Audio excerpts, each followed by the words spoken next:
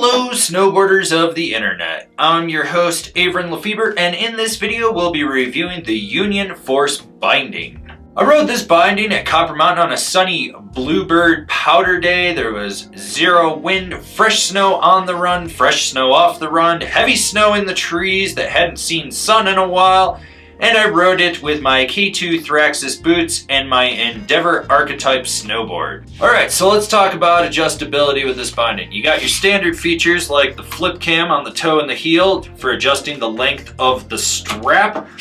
Now what's nice about this is you do actually have a pin right there that keeps it locked down in case that cam does come out, so that's a solid. You got a fully adjustable heel cup, so you loosen the screws, you can slide it out, push it in, just to help center your boot in that binding better. You got 3 placements for the heel strap, so you can move it forward or backwards if you want it to sit a little bit different.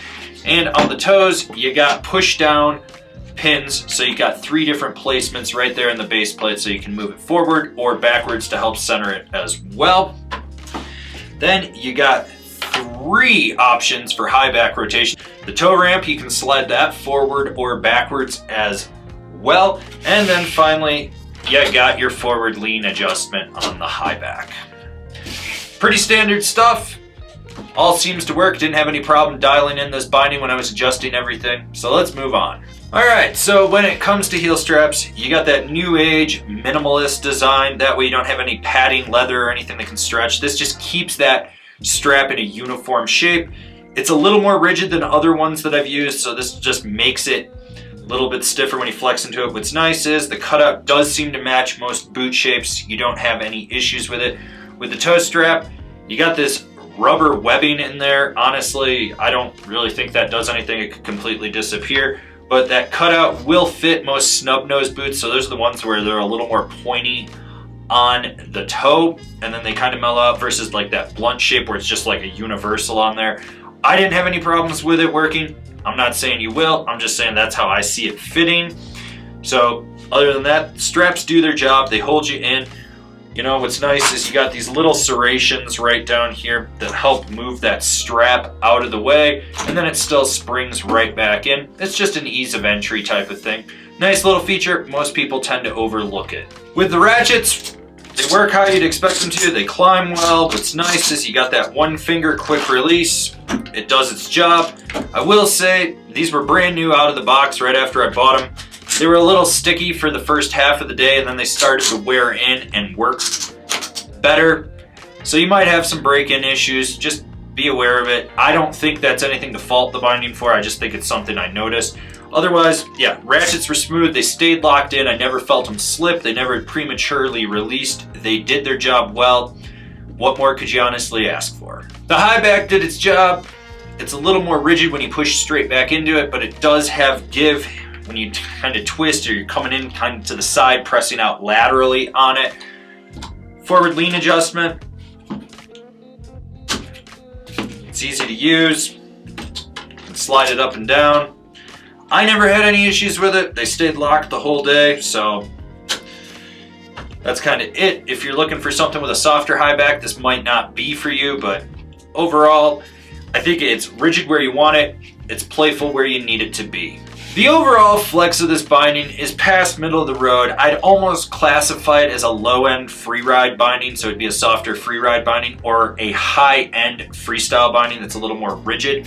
You notice that you do have a big disc in there, so you've got this huge dead spot right underfoot. There isn't a lot of lateral flex in this binding compared to others on the market. So if you're one of those guys that wants more lateral flex instead of lateral drive, you might have a problem with it.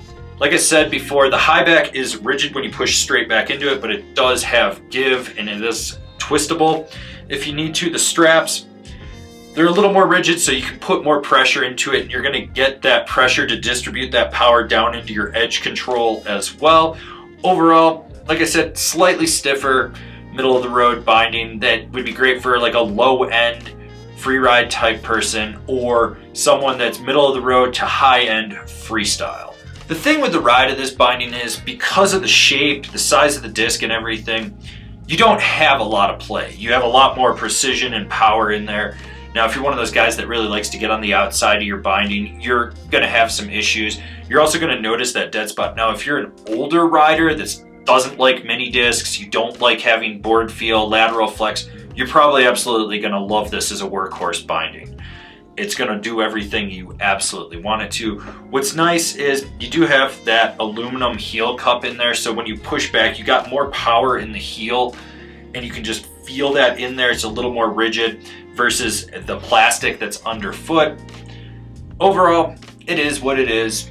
You know, it's been in their lineup like almost 20 years, so there you go. So who's this binding for? It's for the all mountain rider that dabbles in a little bit of everything. It's your jack of all trades Swiss Army knife binding. Okay, so I don't like this binding, not gonna lie.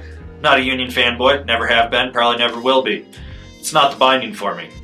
It'll never be the binding for me. That dead spot's too immense, you don't have enough lateral play. I do like the fact that they moved to these more modern straps instead of like the older ones that have more plush materials in there.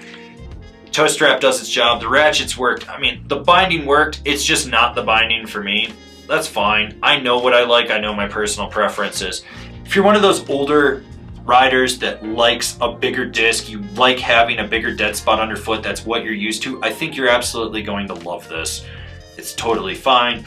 But for me, it's just not what I care to ride. It doesn't have that lateral flex that I want. It has a little too much power where I would like it to be a little more laid back. It is what it is at the end of the day. There's people that are gonna love it and there's people that are gonna hate it. And I know the Union fanboys are gonna jump all over this review and start shitting on it. And I really don't give a fuck about them. This has been my review of the Union Force. Do you agree? Do you disagree? Do you own a pair? Are you gonna buy a pair? Leave me a comment down below. Let's have a conversation about this binding. If you're new here, remember to subscribe, click the bell, get those notifications. That way you're not missing any of the videos we got coming out for all you snowboarders of the internet. And if you really like what we're doing over here and you want to see us just grow out further, swing on over to Angry Snowboarder VIP. I could tell you more here, but I got a video over there that explains it so much better. As always, I've been your host, Avran LeFeber, and I'll see you in another video.